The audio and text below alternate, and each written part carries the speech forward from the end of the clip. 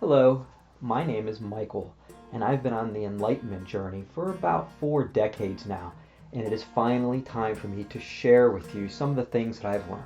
Today's video, we're going to talk about the Kundalini Awakening process, and actually the reason why you do the Kundalini Awakening process in the first place.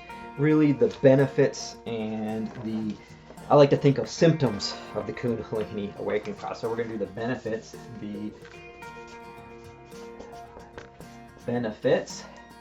and I like to think of symptoms, and there's quite a few of these, so I took copious amounts of notes here so I can get through these. So the Kundalini Awakening process, if you want to learn more about it, I have other videos on how to do it, an introduction video and things like that, but this one's really about why you do it, why we do the Kundalini Awakening process. And in the other video I went over a few things, and we're just going to go ahead and hit that one first. More health, right? You'll be more aware, more balanced. And these are all in this first 4 is all in the other video, by the way. More balanced, and all of your energy centers, all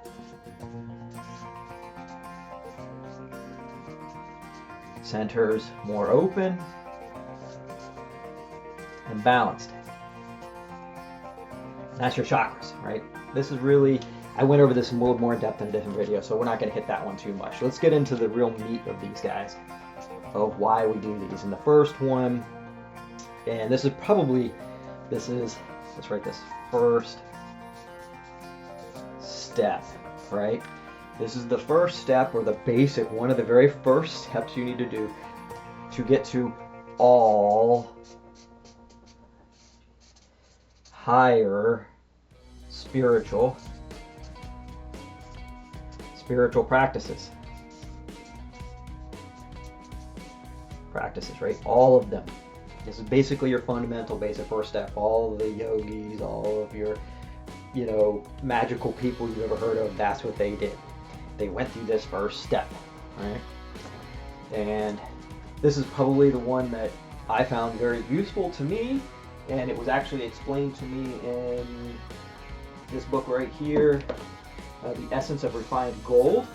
It is the book by the Dalai Lamas, the 13th, I believe, Dalai Lama, and he talks about for Kundalini, after you do your Kundalini meditations and you're doing Kundalini work, 1 day of Kundalini work equals about 100 days of regular meditation work. So it's really easy to explain. If it takes you 100 days to get there, because you can get there without doing your Kundalini work. You can practice, Zen meditations, you can do your meditation breath works and all that kind of stuff, but it generally takes you about 100 days. Well, it's about 100 times as good after you've done your cap work, right? So you get your spiritual practice goes into hyper overdrive, is how I kind of like to look at it.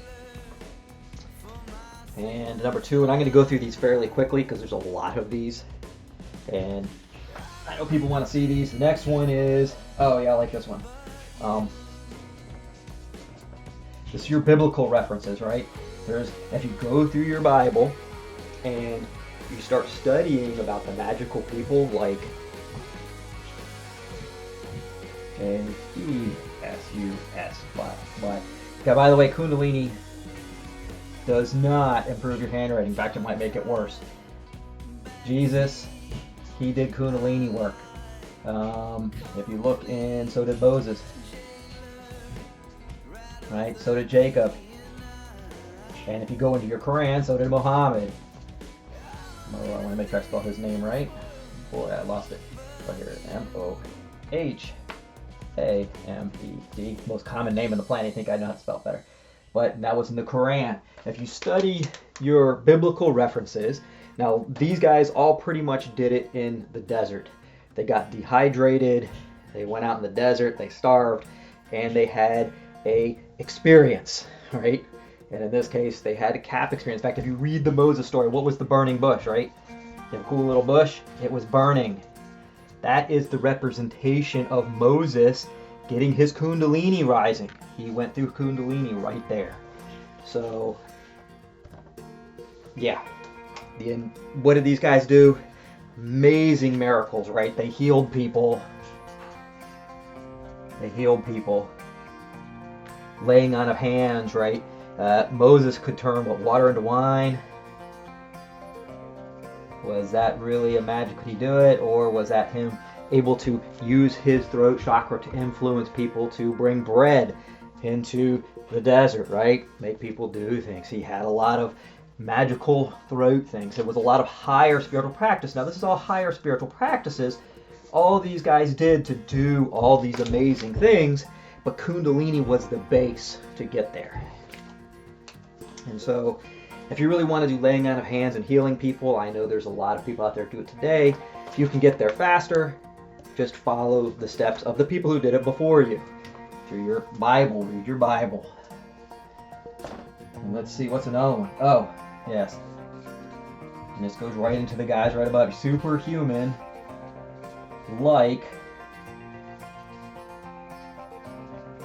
abilities. You're not going to become Superman, Supergirl. You're not going to, get bit by a spider and become Spidey. But you'll get things that seem like they're superhuman-like abilities. Your eyesight will improve. Your hearing will improve. Your strength will improve. You'll be able to access your adrenaline on demand. In fact, as this goes right into your physical senses, and we're going to go right into here, some of the things that you might be able to do strength, right? In fact, this is a big one for me. Now, am I stronger than somebody else my size? Of course, I'm not a very big guy, but I have incredible strength. Is it incredible Hulk strength? No, but it's more than what I should have. And I had a friend who could literally lift the motor end of a car off the ground and walk it around like a wheelbarrow. He actually saved my life with his super-like strength. Now, was it because he did cap work or because he did his 100 days or whatever? He had his adrenaline on demand. And I was working in a warehouse, and I'll go over this story. By the way, Scott, if you're watching this, thank you. You saved my life. I've never been able to make this video. And that was like over 2-3 decades ago. But we were in a warehouse putting up the giant racks that are like 30-40 feet tall with the big 4-inch steel girders that hold it all together. And we were on the base while someone was trying to drill the giant spikes in the ground. Well, the thing collapsed and fell apart and fell over on us. I just happened to be there and rolled back with all this metal coming down over my chest. You're literally talking tons of stuff. My friend just jumped over there and held that metal in the air and saved my life. It would have cut me in half. So thank you again, Scott. Super strength, right? You'll be stronger than other people. I knew a guy, he was a scientist. He went through CAP. He couldn't hold his beakers for the first couple months because he'd pick one up, smash, right? He'd pick up I got a glass of water here. It would smash in his hand. He had a hard time holding things. It's a grip strength. My grip strength is stronger than most people I know. And believe me, I test them all the time for work. Strength is one of them. Eyesight, right? Eyesight. I have known a lot of people who went from myopia to almost perfect vision. I've seen people go from 2200 to 2020. I've seen it done through the biblical sense, where people have laid on of hands and fixed people's myopia or farsightedness to go back to 2020. And I've seen people do it just with opening their Kundalini and working on their eyes, and they fixed their eyesight. It'll open up your vision, not just your eyesight physically, these are the physical senses, but also spiritually open your eyesight when you open your third eye and stuff. Hearing. Oh, hearing's another big one, right? This is the one I got big time, right? When I did my CAP. I've done it a couple times. Back when I was like 13, and then again recently, and again before in the middle. But my hearing. I remember sitting in Chicago in an old farmhouse, and we had this road dragged right across the street in front of us. I would sit in the living room, family room, one of those rooms. Anyway, I sit in a little room up in the front, and I'd hear the cars go by. I could literally hear all 4 different tires of a single car driving past the front of our house. Why? Because my hearing was very much improved, right? Eyesight, hearing, strength, adrenaline. Let's see what else we got this. Oh, eyesight, back into eyesight. There's this girl 20 years ago? I can't remember. But when we were playing with this stuff 20 years ago, she could see the rings of Saturn with her eyesight, and it was proved with a telescope right next to us, and she could pick them out and see them. It was really impressive. I've seen a guy jump over an 8-foot-high fence, just basically run up to it, just stand and jump, because his adrenaline was so intense. Right?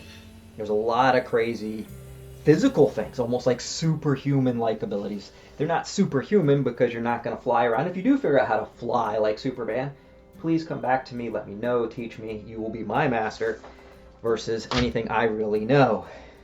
We're just going to go ahead and turn the page because we're building up here. We got a lot of these to go through. Oh, chakras. Oh, this is a big one. And we talk a lot about chakras right here. H-A-K-R-A.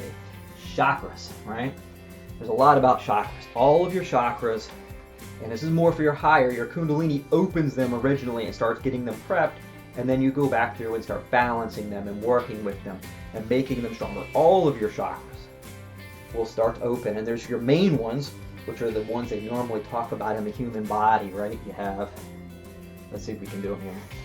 You got a human body, a little tall guy here, or tall girl, on how you want to look at it, right? Got a crown. That's the chakra right here at the top of your head, right? Then there's a third eye. That's the one right here. I like to draw a little Sauron eye in there, because that's your third eye in the center right here. It's actually right there in your head. You have your throat, T. Boy, I have a hard time spelling that one. You have your throat, which is right here. Right here, everybody knows your throat is. You have your heart. That one's right in here. Of course, everybody kind of knows where that one is. Your solar plexus. That one's right below your heart. In fact, let's draw a little heart in here because there's your heart. You got a lopsided heart, but you're still cool. Right, you got solar plexus underneath your heart, right here. Get your chest. Right where your sternum all connects. You have your sacral, which is actually in your stomach or your tummy. It's your triple burner they talk about in Chinese medicine. I have another one down here I like to call the sex organ one. And that one's generally left off a lot of traditional thing. I like to separate it out. And then of course you have your root, which is everything down here, right? Which connects you actually into the planet, actually connects into the planet. Well, this is the human body right here, right? That's your human body. Well, there is, let's see if we can do it here. I think it's called double helix, right? Where they all correspond. Crown, crown, third eye is here in this expansive zone. All these points, right, are different and have different aspects, different energy centers, different aspects. Your third eye is expansive, your heart is expansive, your sacral is expansive, and your root, oops, I guess kind of goes like that, right? And this is your root, right? You got a little, I'll draw a little tree down in here, right? You got a roots, right? And the roots go off down into the earth. In fact, this is the earth down here. Your chakras go below you. They go into the earth, right? And you're actually connected into the earth. This is actually part of your chakra, is part of the crust of the earth. And then, of course, it has another point, and then it goes down into the magma, and then, of course, jumps back down into the soul of the planet, of Mother Earth. It's about the size of a football. Nice place to be at if you ever want to travel down there and do your chakra work. Working down here at the soul of the earth is actually really nice, and this is the crust, right? Magma. And of course it goes beyond above, right? All these things. And of course this also goes back, touches another point and goes up, touches another point and goes up, right? Into another one, right? This is God consciousness. Right? This is your higher, and there might be something beyond that. In fact, there is, but this is your God consciousness. Right? This is the vast void, and this is your Imperium realms. Basically heaven, Tartarus. I like Tartarus versus hell, but it's in there, right? And then there is another point here, which I'm not sure. And actually they go beyond, much more beyond these. However, once you get past about 12 different dimensions, chakras and stuff, it starts getting a little bit, beyond what human experience can actually deal with. Okay? And of course, like I talked about, they talk about masculine and feminine. I don't personally like the concepts of that. I like expansive and focused, right? So your third eye is expansive. It's great for absorbing and feeling things. It's a very feminine trait if you like to look at it from that way, but it's creativity. Same with your heart, same with your sacral, same with your root. They all absorb and feel things. These are your more like absorbing. Your focal points, your crown, which is up here, you can see a little dot there. That's your crown, your solar plexus, your throat, your solar plexus, your sex organs, right? The arrow goes there, solar plexus goes there, throat goes there, right? So these areas are far more focused. They're much better at delivering information, much more pushing it out, right? Now, can you absorb through your solar plexus? Absolutely. Can you give through your heart? Absolutely. You can do either for those. They're just easier to do from these areas because of the focal points. In fact, something like your sacral can hold vast. It's probably the most vast energy in your body, right? That's your sacral. It can hold the most energy, almost like an infinite ocean. And a lot of people say that's where your soul is. I personally think that's where your soul connections are, because that's the most energy. However, your soul, I think, is a little bit everywhere, and it's actually more outside of your body. It's not here in your body, right? And of course, your root, we talked about connections to Mother Earth. It actually is part of Mother Earth. That's why we're very connected there. Your solar plexus, very good for high energy focus. Probably the most focal point is right at the very center of you, right? The very center of everything is the most focused in point. Very intense energy from there. Of course, your heart, of course, we all know that's for like deep love, dealing with humanity, love, all that kind of stuff. Your connections in with humanity, you're very good at connecting in there. It's really also connected to your throat. Your throat is great for projecting emotions, projecting voice, right? We all talk a lot of times from here. Can you talk from your diaphragm? Can you talk? Of course, singers do it all the time. But your throat is here. You can also do it in reverse. If you really pay attention, you can feel other people's emotions with your throat, not just your heart. Right? Your third eye, and a lot of people talk about your third eye opening, decalcifying, whatever you want to call it. Your third eye, once it has the ability to receive information, you'll start seeing all kinds of stuff. You'll start getting into a lot of other spiritual areas where a lot of people really like to focus in, but however, all these other areas are also, including above and beyond, below your body, is very important for your chakras. And all these areas become open. They all start becoming balanced, because if you have an imbalance in any of these areas, you have some issues, right? You have an imbalance in your heart, you have heart issues. Same with your sex organ, same with any of these things. Even if you're imbalanced outside, if the earth itself is imbalanced, like it kind of is now, there is issues. If God is imbalanced, is there issues? Yes. If you notice, God consciousness is receptive. It is not pushing. God consciousness is a very receptive, open thing, and so connecting in with it is a different type. Easier to connect in with, say, your heart and your sacral and your root and your third eye versus your solar plexus, or your solar plexus and your crown and your sex organs, because that's just the way God consciousness is. Now, this vast openness is an area you have to get through to get to here. Once you start getting past your ego, which is down in here in your mind, you have to start dismantling yourself, and to do anything in this section to get to this section, you almost have to have a leap of faith or a guru or somebody. It's almost craziness to get there. Now let's get past this chakras. This is an interesting page.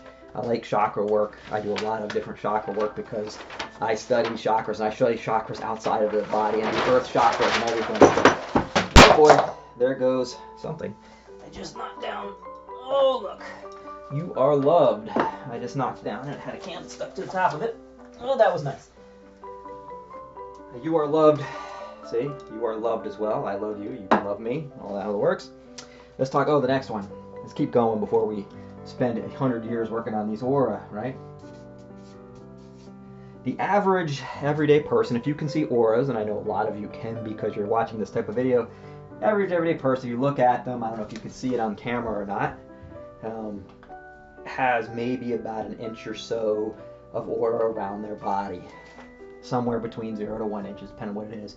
Once you open your Kundalini, especially the first chakra that you open, that's going to expand between 2, 3 inches, maybe more, maybe a little less, until you learn to no longer expand it and bring it back. You can actually study in a lot of the jitsu practice that I've done to hide your aura so that you disappear easier. Right, so your aura grows. And let's see. Oh, I guess I put this on here too. I like this piece because I always like drawing these little guys. Little saint, right? He's got wings, right? He's an angel. Saints, angels. What do they all have in art? Old ancient art? They all got halos, right? Because the people who were drawing and painting them could see their crown chakra opened up. They could see the aura and drew it as a halo. That's why people are seen as with halos. Let's see. Oh, just a quick. My uncle, side note, I think he worked with, I guess we won't flip the page, worked with his solar plexus and throat chakra. I believe this is why he could do it. But he could go into a room, and when he got very emotional, whether it be anger or love or whatever, he could pop the light bulbs, the little tungsten light bulbs, and a little wire goes across, right? My uncle could, in fact, we can draw a light bulb here. Right? My uncle would go into a room when he hit super emotions. If you don't know yet, emotions aggravate your energy to do things, right? And we'll actually get into that step, and that's part of Kundalini, is aggravating your energy to do things. But he would literally blow up the light bulbs when he got too emotional. Or go loud. Yes, I seen a guy in China could use his hands. I don't know if I can draw a hand here. Alright, I guess you got an opposing thumb there. Well, I don't know if I can draw a hand. Well, if you guys can think that's a hand, then you can believe this is a crumpled up piece of tissue paper. He could hold his hands like this, literally, and work his energy from the palms of his hand. Those are big open centers in the palms of your hands, and they're outside of the major chakras, but there are other chakras there. And he could light pieces of paper on fire. Pretty impressive. I was impressed by it. And he didn't have any matches, and it wasn't one of those let's trick everybody, right? Oh, here's another one. This is you now. Yeah, well, you still look like a stick person, but this is you in 7 years, right? What happens is, about every 7 years, all of the cells in your body replace themselves. It's a rejuvenation. Well, once you've done CAP, or Kundalini Awakening process, well, what happens is because your body is so much more efficient, so much more energetic, and you're balancing all your chakras and working all this stuff, you will rejuvenate. Now will you become your 22-year-old self that you were 20 years ago? No. But you will be more healthy. You will be more balanced. You will actually get physically more what you were before, more pretty, right? However you want to look at it, you will rejuvenate. Take some time though, right? CAP is almost an instantaneous. The Kundalini Awakening process is almost instantaneous. However, all these benefits and symptoms and things take time, right? They're after what you do your CAP. This is why you do it in the first place. So you can do these things. So you can rejuvenate yourself, live longer, not be as sick, be more balanced, all that kind of stuff. Let's see, we talked about vision. We talked about that. And let's see. Oh, this is probably a big one too. And in fact, I guess we can go back to this one. The rejuvenation. If you really pay attention, and I've seen this in how many yogis, how many spiritual super enlightened masters and all that kind of stuff have you seen that look like Arnold Schwarzenegger? Big muscle bound guys. very, you know, a lot of, I guess, sacral selves, right? What happens is with your rejuvenation, and it won't be perfect, you won't go from Arnold down to, you know, a little teeny weeny guy, but you'll start to get more of the body I like to think of as an athletic teenage type of girl. Your muscles become the iron shirt concept, where you have muscle, but it's wrapped almost in, like they call it the steel wrapped wool concept, where you have the layer of fat over top of your muscle, right? It's much more lean and everything, and that kind of goes right into the next one. That's why I kind of thought about this. Your calorie intake, how much food, because you become so much more efficiency, your body's more efficient. Your calorie intake, assume you're 2,000 calories today, you're probably going to drop down to 1,500 calories or less, right? And if you're 1,500, whatever, I know I am at right now, at about 1,000 calories intake a day. And if not, I start getting a little belly. I start putting on a little bit of weight because my calorie intake has gone down. But it was probably around here before, and now it's down here now. And, you know, if you are into martial arts and that kind of stuff, study the way of the ninja. This was actually very important because you could survive longer in the woods and stuff like that when you're on a mission. But we won't go into that. Now, there's a lot more of these guys, right? There's a lot of these things. And for sake of the video, we don't want to go past like 30, 40 minutes. We're going to go into some of the negative effects. Those were all positive effects. Let's go into some of the negatives. And I'm just going to draw a negative sign up here. And there's really, they're all manageable. If you're smart, you're intelligent, all these negative effects will go away. You'll be able to work on them. They'll go away. But probably the first one, and I like to point this out, it's kind of funny. I knew a girl with cat eyes, right? She's kind of spooky, right? And she was a girl, gives some eyelashes, but her eyes, right after she did Kundalini, were permanently dilated. You know, like they did in, was it Babylon 5 with Hell, the psychic guys with permanent dilatation? Her eyes looked just like that, permanent dilation. She wasn't on drugs. People thought she was, but she wasn't. She had permanent dilated eyes. It was definitely kind of freaky, right? Oh, she also had, a lot of times this happens, and it happened in some of the others, so we'll talk about that, but she had a personality shift. She went from a very outgoing type of person to a very introverted type person, and we'll talk about that as we go more in depth here. You know, permanent dilated eyes. This happens to almost everybody I've seen, and it comes down to the definition. You will go insane. Yeah, we all did it. Anybody who starts going down a weird spiritual path, such as Kundalini, any type of spiritual path, because of the definition of sanity and insanity, sanity is you think like everybody else, you do things just like everybody else. Insanity is you don't do it like everybody else. You go against the flow of society. You're not part of society. You step outside of society. You see things completely different from the way society does it. You will go insane. Technically, according to society. Does that mean you're going to go off and go crazy and hurt people? No. That's not that at all. You will have an insanity of love for humanity. You will have an insanity of the love for the earth. You'll have an insanity for seeing spiritual beings, for, you know, being vastly energy, for getting younger looking over time versus aging older, for eating less. You'll be insane. And this goes right into the next thing. When you start do get all these weird symptoms, superhuman-like abilities, you can start seeing emotions or feeling them around you, however, talking to spirit guides.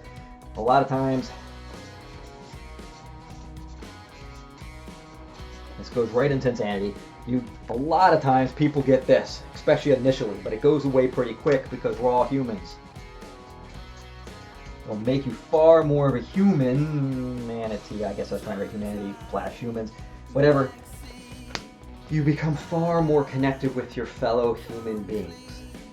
You almost become a tribe with all the other cap openers. You become a humanity. And this goes away fairly quickly. But a lot of times it does happen. If you're not careful, you'll start going a little crazy. You'll start getting, I'm spiritually better than you because I can do all of these things, and none of us are spiritually better than anybody else. I'm about as spiritually as exciting as an ant, right? They have just as much potential as the rest of us. And oh, I mentioned this one. I don't like putting it in here because it kind of does a little bit of fear mongering and stuff. This one's like winning the ultimate lottery. You're so tweaked out. You're so working on this. You could possibly get. It's probably the most dangerous one of them all.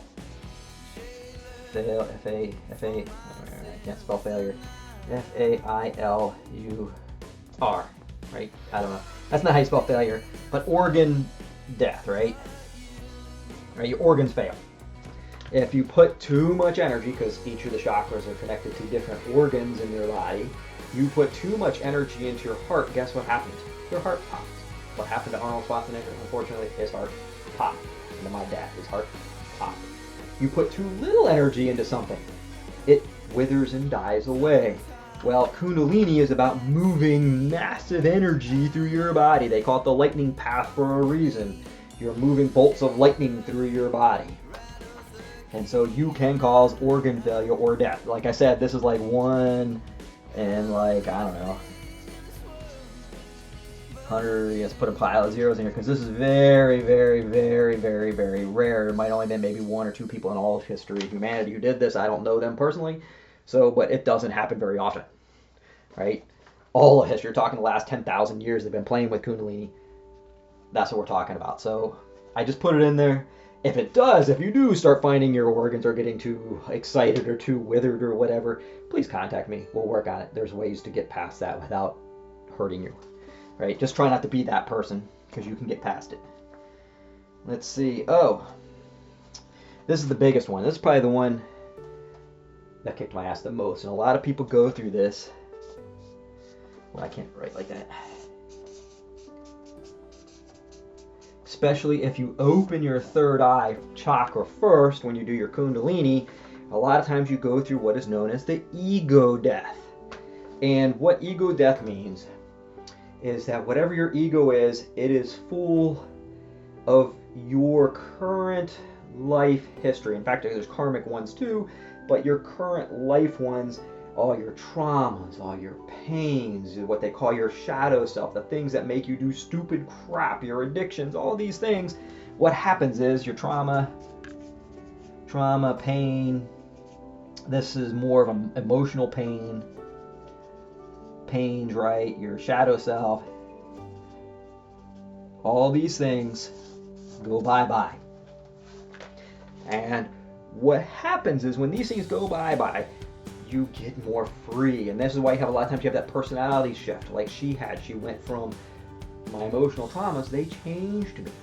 If I changed my emotion, absolutely.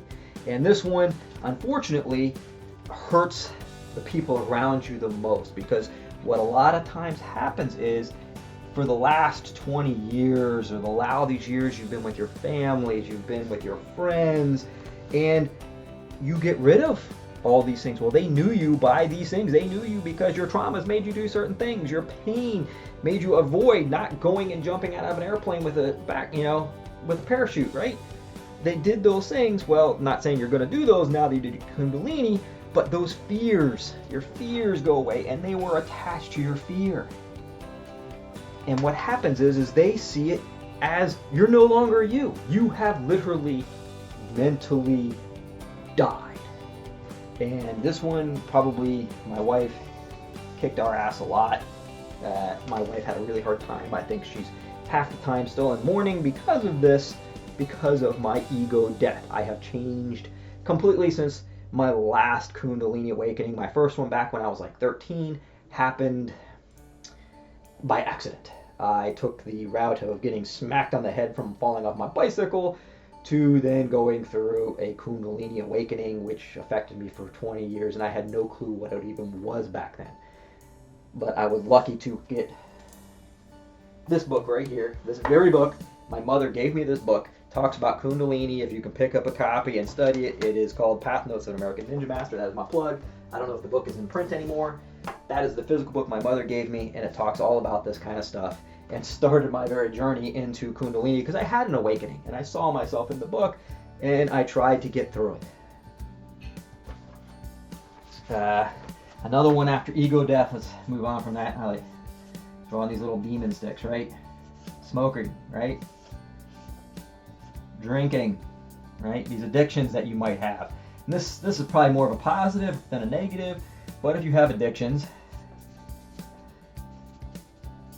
a lot of times you get aversion to them. A lot of times they go away because they're connected into your traumas, into your pain, into your mental psyche. That's where they're connected, and a lot of times they go away. And I've known people who used to smoke, went through Kundalini, as soon as they smoked on that cigarette, they'd throw up. They could no longer do it. And I've known other guys, who could smoke, and as soon as they went through Kundalini, they loved it. They went and they smoked 10 times as much, but still breathed. In fact, I don't know, I didn't put that on here. That goes over in your positive category is breathing. It's going to get more efficient when you talk about efficiency. You're going to breathe, maybe inhale for 30 seconds, exhale for 30 seconds. You're going to take one breath a minute or less. You're going to start getting more efficient. I'm actually kind of excited. As you can tell, my solar plexus and my crown chakra is all bubbling up here in my upper body. And so I'm a little more excited. And so my breath work is a little bit more fast. But once you start doing Kundalini, it gets better. Oh, and this is probably for my tantric workers. I'll do one more of these, and then we'll call it a day, because I don't want to go over too many of these negative ones. They're not even that negative, but they're there. For my tantric workers, which is a very valid work, by the way, your sexual, I don't know how you want to even put it, sexual characteristics, I don't even know how to put that, could possibly change. In fact, all of these are not a guarantee. None of these that I just talked about are guarantees. Almost everybody I've seen does one of these. They almost always do one of these. They almost always do chakra work, that kind of stuff. But none of them are guarantees. Your sexual, how much you like, how much you don't like, your orientation, because it could have been to traumas, right? A lot of times of stuff, those things, those personality types are buried in with your traumas and your fears and your pains, the things your parents forced on you, the parents' society forced in you, could change, right? And Kundalini could change your sexual prowess, abilities, whatever, could make them greater. You could be far more sexual at the end of this. You could be far less. You could be things that you thought that were insane, I'm never going to do that. You might actually start considering it, because this stuff, you'll be becoming more open to who you are. And there's definitely other negatives. We're not going to go into too many of those. But if you're smart, if you're wise, none of these things will affect you much, right? I wish I knew this girl still. I would wonder if her eyes are still dilated, or does she actually go back in and fix them, right? Because you can fix all of these things. This one will last maybe a month at the most, right? Your ego death, well, you just become a much better person, and you eventually deal with your own personality. And that's really, I don't want to go into too many of these.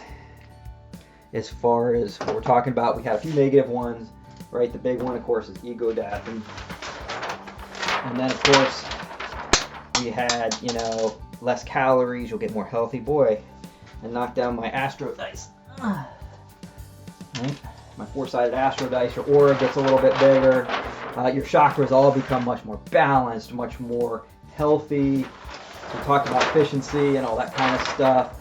And this is our whys. You talk about your health, your awareness, your balance. You'll be more like the biblical characters of the past, superhuman-like abilities. And that's really about all I have for today, for this one. And if there's more items you know about or seen about or want to ask about in the comments below, go ahead and ask. I'll go through and we'll discuss them, we'll work with them. And I'm guarantee you there's more than what's on any of these lists. You can discuss them, you can talk about the ones that you've seen. And if you really do, please like and subscribe my videos, because there's going to be more on how to do the Kundalini Awakening process. This is just the why. Thank you very much. Goodbye.